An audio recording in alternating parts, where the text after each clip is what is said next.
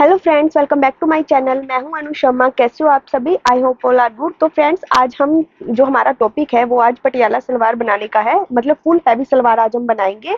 तो उसमें देखें, हम यहाँ पर सारे के सारे जो हमारा चार्ट है वो इंक्लूडेड है। मैं आपको ये सारे चार्ट कैसे हमने अप्लाई करने हैं यहाँ पर हमारे जो क्रोच एरिया है वहाँ पर, इस अकॉर्डिंग अगर आप अपना जो ये हमारे फॉर्मूले हैं इसके अकॉर्डिंग अगर आप अपने ये सलवार बनाओगे तो वो बिल्कुल परफेक्ट आएगी। और ये देखें, यहाँ पर हमारे सारे फॉर्मूले हैं। ठीक है, तो सबसे पहले हमें क्या करना है फ्रेंड्स, हमें फैब्रिक ले लेना है। हमारा जो फैब्रिक है यहाँ पर 3.5 मीटर है। ठीक है, तो हमें 3.5 मीटर फैब्रिक को पहले वन फोल्ड ऐसे करना है। पूरा जो फैब्रिक है उसे ऐसे हमें फोल्ड करना है।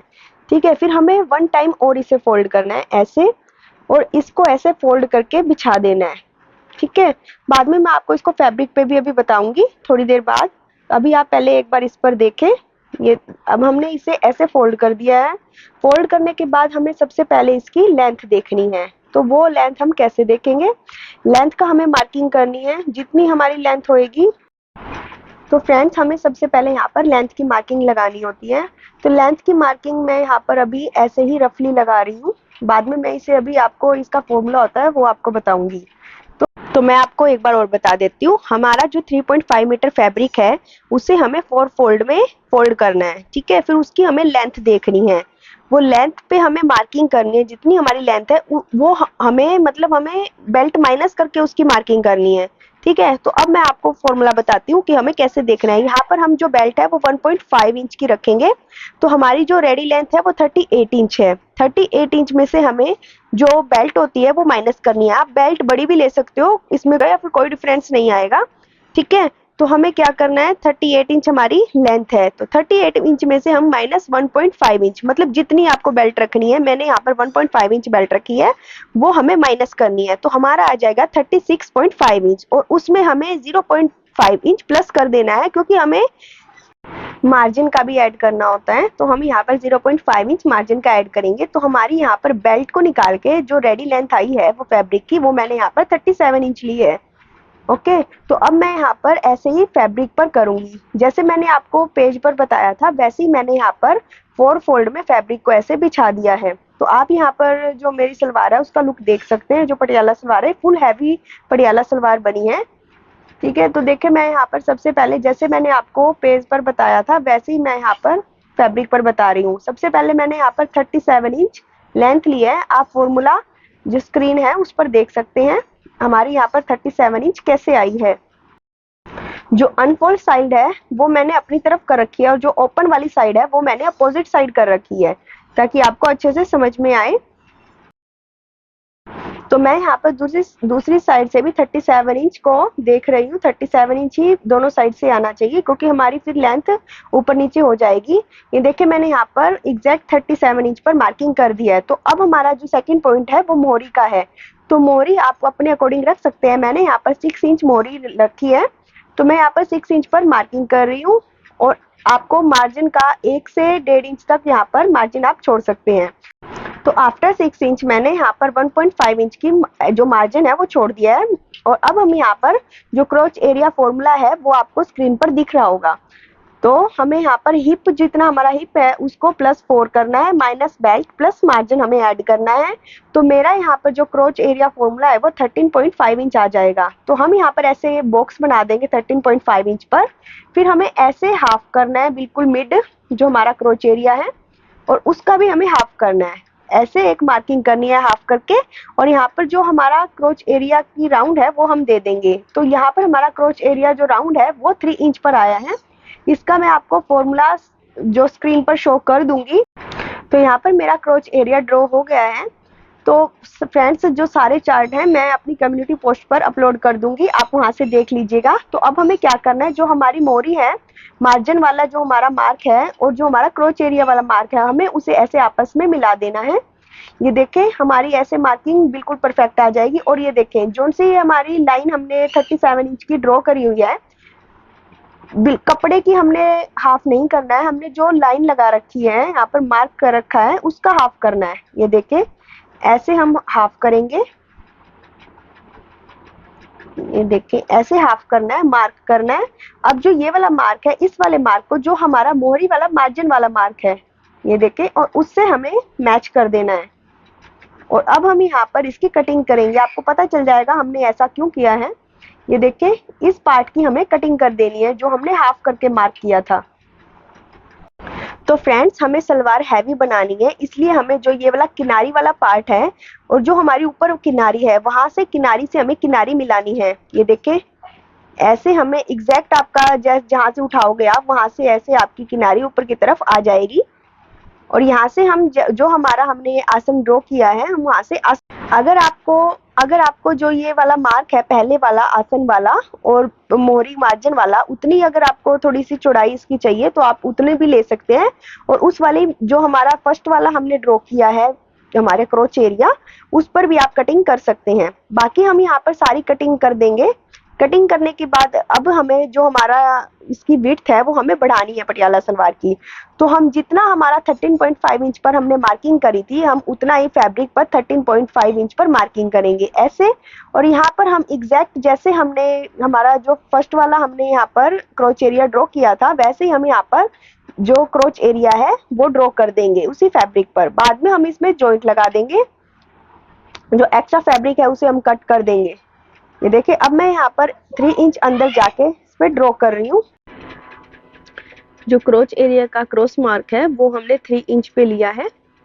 अब जैसे हमने ड्रॉ किया था वैसे ही हम यहाँ पर दूसरा क्रोच एरिया ड्रॉ कर देंगे। हमने जो फर्स्ट वाला क्रोच एरिया है उसको कटिंग नहीं करना है, हमें जो सेकंड वाला क्रोच एरिया हमने अभी ड्रॉ किया है उसे कट कर देना है। तो एक बार मैं आपको फिर से समझाती हूँ, अब आपको अच्छे से क्लियर हो जाएगा। ये देखिए, आपको ये तो पता है कि हमारी फैब्रिक की लेंथ 37 इंच है, ठीक है। तो हमने 37 इंच यहाँ पर फैब्रिक की लेंथ ले ली है। अब हमें क्या करना है, सबसे पहले मैंने यहाँ पर मोहरी देखी थी, मोहरी करनी है हमें। तो मोहरी थी हमारी 6 इंच, तो मैं यहाँ पर 6 इंच की मोहरी पर मार्क कर रही हूँ। और मैंने आपको बोला था 1 से 1.5 इंच तक आप मार्जिन ले सकते हैं, तो मैंने यहाँ पर 1.5 इंच मार्जिन लिया था, ठीक है। तो अब हम यहाँ पर जो क्रोच एरिया है उसकी मार्किंग करेंगे। तो क्रोच एरिया की मार्किंग के लिए मैंने आपको फॉर्मूला था वो बताया था। तो वो फॉर्मूला था hip divide by 4 plus 4 inch. फिर हमें जो माइनस करनी है वो बेल्ट करनी है और उसमें प्लस 1 इंच कर देना है। तो मेरा टोटल आ गया था यहाँ पे 13.5 इंच। तो हमें जो यहाँ पर इसकी राउंड शेप लेनी है वो 3 इंच पर लेनी है। ये सभी साइजेस के अकॉर्डिंग अलग होएगी, मैं आपको इसका जो चार्ट है वो कम्युनिटी पोस्ट में प्रोवाइड कर दूंगी। फिर हमने जो क्रोच एरिया वाला मार्क था उसे हमने मोहरी वाले मार्क के साथ मैच कर दिया था, ठीक है। फिर यहाँ तक आपको समझ में आ गया। फिर हमने जो फैब्रिक पर लाइन ड्रॉ कर रखी थी 37 इंच पे, जो हमने मार्किंग करी थी उसका हमने हाफ करना है। याद रहे, हमने जो फैब्रिक है उसका टोटल हाफ नहीं करना है, हमने जो लाइन ड्रॉ करी थी उसका हाफ करना है ऐसे। अब जो ये हाफ है, इस वाले हाफ को हमने जो हमारी मोहरी है, मोहरी मार्जिन वाला, उसके साथ हमने मैच कर देना है। ये देखिए, जैसे मैं मेजर टेप के साथ इसको हाफ कर रही हूँ वैसे ही आपको फैब्रिक पे कर देना है। तो अब हमें जो ये वाली मार्किंग है, हमें जो मोहरी वाली मार्किंग है उस वाली मार्किंग से ऐसे मिला देनी है। ये देखिए, अब हमें यहाँ से इसकी कटिंग करनी है, क्योंकि हमें जो विड्थ है हमें सलवार की वो हमें थोड़ी सी हैवी चाहिए। तो इस वजह से हम यहाँ पर इसको ऐड ऑन करेंगे। ये देखिए, यहाँ पर हमने जो फैब्रिक है वो कट कर लिया है, आपको ऐसे ही फैब्रिक पर कट करना है।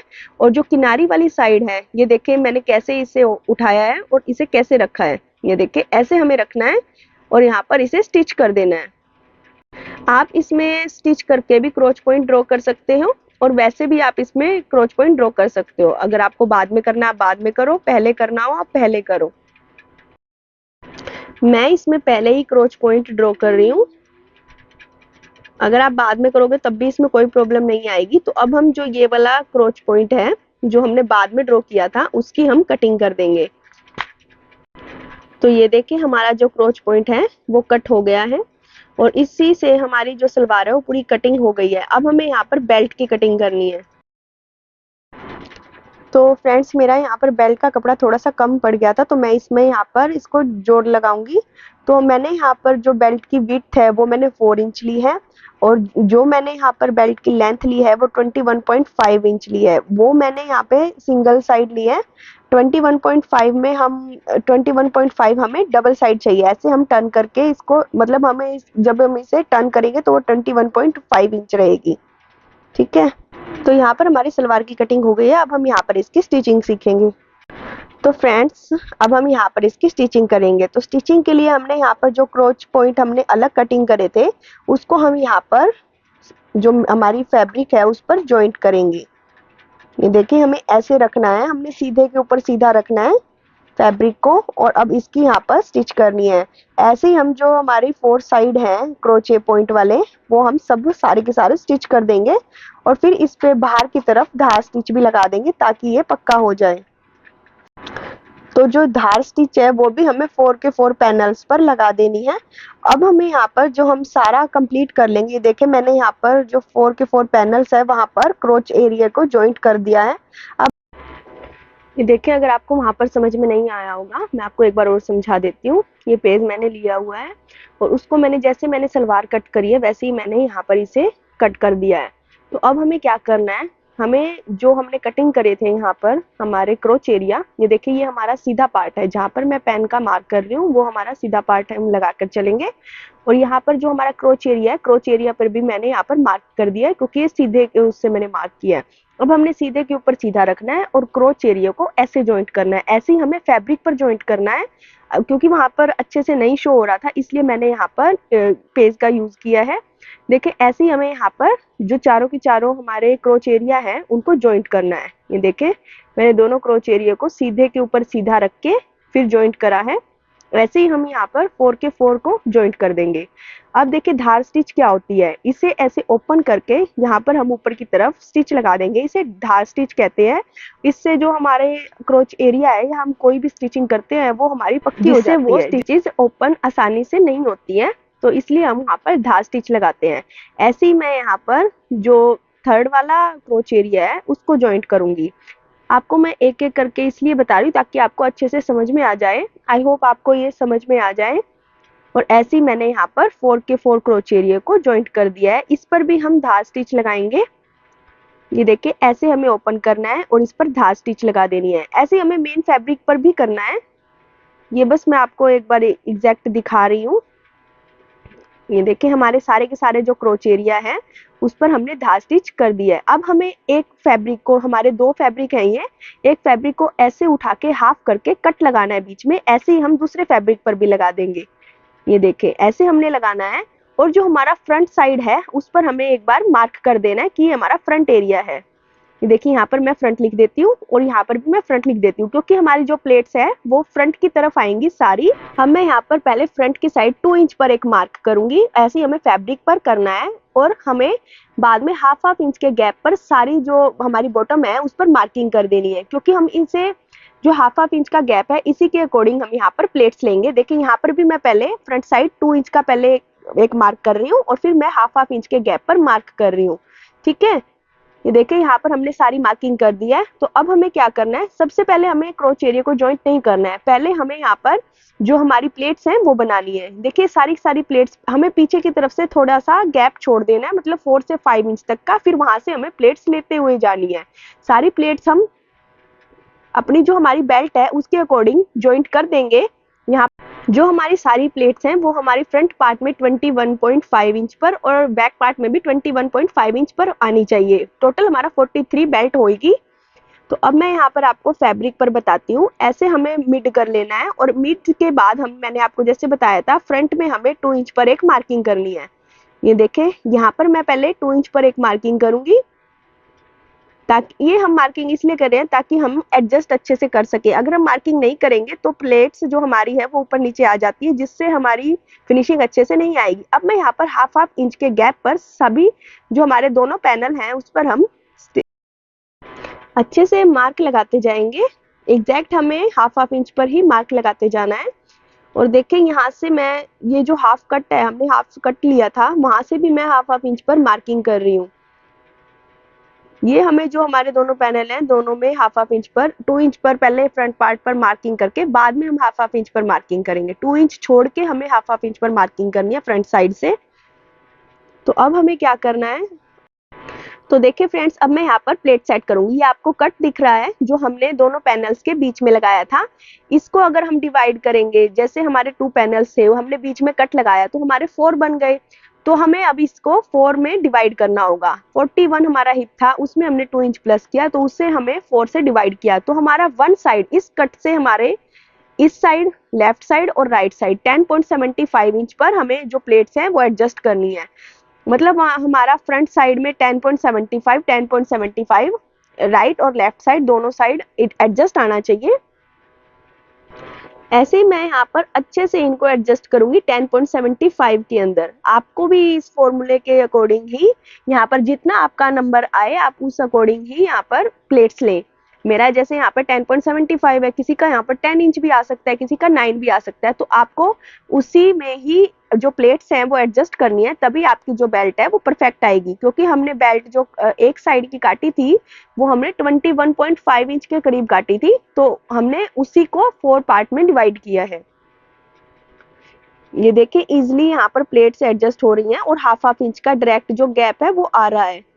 इससे जो फिनिशिंग है वो बहुत अच्छे से आएगी। एक बार आप इस पे जब आयरन करोगे, आयरन करके जब आप इसे डालकर देखोगे तो ये बहुत अच्छी लगेगी।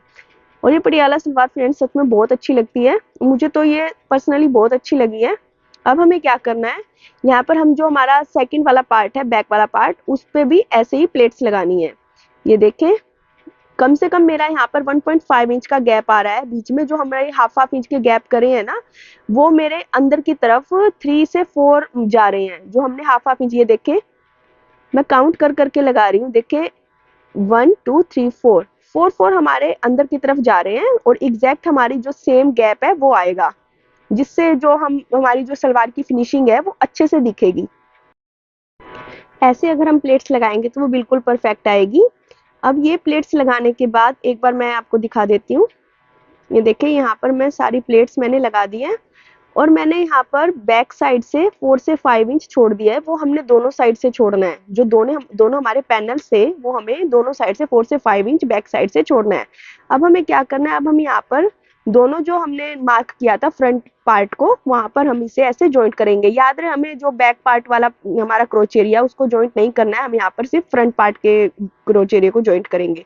अब हमें क्या करना है, अब हमें बेल्ट लेनी है सब, और हमने बेल्ट को देखना है कि वो अच्छे से एडजस्ट हो गई है इसमें या नहीं। हमारी यहाँ पर बेल्ट एडजस्ट हो गई है, तो अब मैं यहाँ पर इसको स्टिच कर रही हूँ। हमें अपोजिट साइड से फ्रंट साइड स्टिच करना है इसे। ये देखें ऐसे हमें सबसे पहले यहाँ पर बेल्ट स्टिच कर लिया है। हमने यहाँ पर जो बैक वाला क्रोच एरिया उसको जॉइंट नहीं किया है। अब हम यहाँ पर जो बेल्ट जोड़ेंगे, बेल्ट हमने स्टिच करने के बाद यहाँ पर हम जो बैक वाला क्रोच एरिया है उसको स्टिचिंग करेंगे। देखिए यहाँ पर मैंने बैक वाले क्रोच एरिया को भी स्टिच कर दिया है। तो अब हम यहाँ पर इसमें इलास्टिक लगाएंगे। वो कैसे लगाएंगे, ये देखिए जितने आपका जैसे जितनी भी आपकी वेस्ट है उसमें से आप 4 से 5 इंच माइनस कर दें तो वो आपका इलास्टिक की जो विड्थ है वो आ जाएगी। हम इलास्टिक को ऐसे अच्छे से स्टिच करना है। अब इसे हम बेल्ट के अंदर जॉइंट करेंगे। ये देखें ऐसे हमें रखना है और यहाँ से हम अब इस पर स्टिच लगाते जाएंगे। ये जो फ्रेंड्स स्टिच है वो आसानी से लग जाएगी ये बेल्ट। और अगर आपको इससे बड़ी बेल्ट लगानी है 5 इंच की 4 इंच की आप लगा सकते हैं। यहाँ पर मैं छोटी वाली बेल्ट लगाई है, तो क्योंकि छोटी वाली जो हम बेल्ट है वो हम शर्ट के नीचे या हम किसी भी टॉप के नीचे भी इसे वेयर कर सकते हैं, जरूरी नहीं है हम इसे कुर्ती के नीचे ही वेयर करें। इलास्टिक को हमने अपनी तरफ अच्छे से खींचते हुए इसे स्टिच करते जाना है। जो एक्स्ट्रा फैब्रिक है उसे हम अंदर की तरफ कर देंगे। ये देखिए जो हमारी बेल्ट है वो कितनी अच्छी आई है। अब हम इसे थोड़ा सा खींचेंगे ताकि जो हमारी सारी प्लेट्स हैं वो अच्छे से एडजस्ट हो जाएं।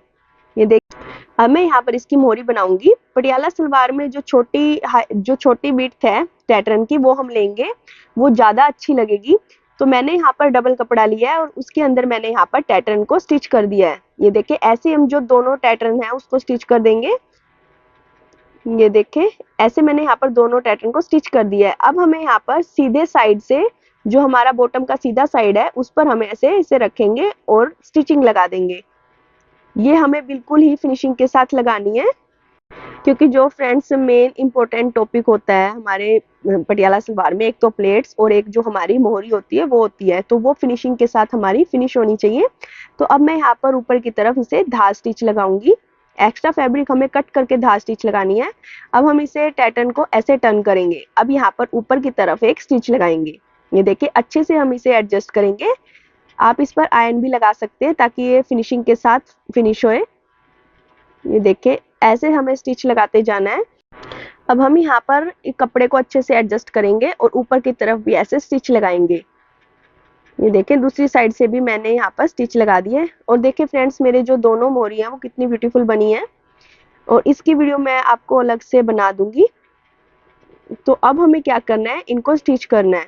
तो स्टिच आपको जितनी मोरी की विड्थ चाहिए, तो मेरी यहाँ पर मोरी की विड्थ थी 6 इंच। हमें यहाँ पर बिल्कुल बॉटम से 6 इंच पर मार्क करना है, और ऊपर की तरफ जहाँ पर हमने स्टिच लगाई हुई है जितनी इसकी विड्थ है वहां से हमें 1.5 इंच तक का गैप लेना है। और फिर हमें इस पर ये देखिए हम तिरछी लाइन लगा देंगे इस पर, और अब इसे स्टिच करेंगे। और फ्रेंड्स ये सलवार बहुत अच्छा लुक दे रही है। और अगर आपको वीडियो पसंद आई हो तो प्लीज़ लाइक करें, सब्सक्राइब करें और शेयर करें। Thank you.